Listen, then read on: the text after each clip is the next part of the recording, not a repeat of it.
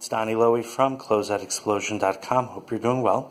Today we're going to analyze this really interesting ad and see what business lessons we could draw from this ad and to see how the information from this ad can help us sell more wholesale and closeout products.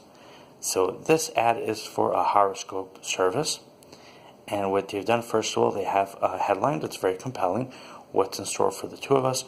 The reason that headline is very compelling is because anyone who is starting a relationship or is involved in a relationship is going to be curious as to the future of that relationship.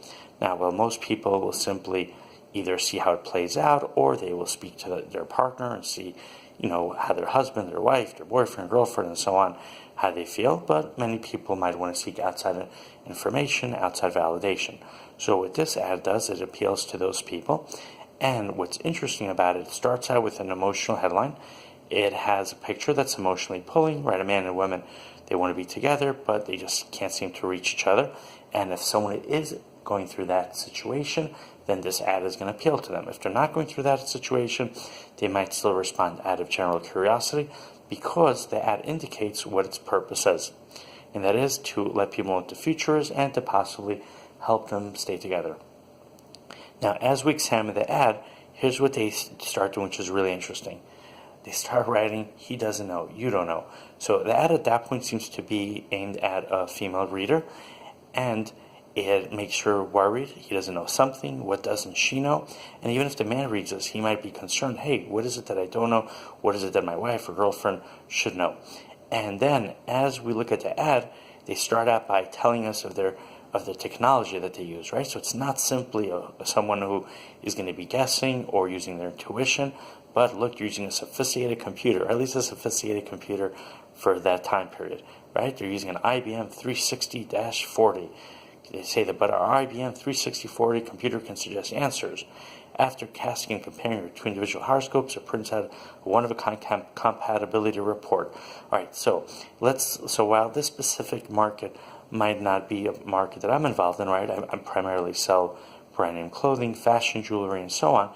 What's interesting about this ad, and I think this could really give good lessons more for retailers and wholesalers, is that it reminds people that first of all they have to address the reason, so to speak, the problem that people are looking to solve by buying a product or service.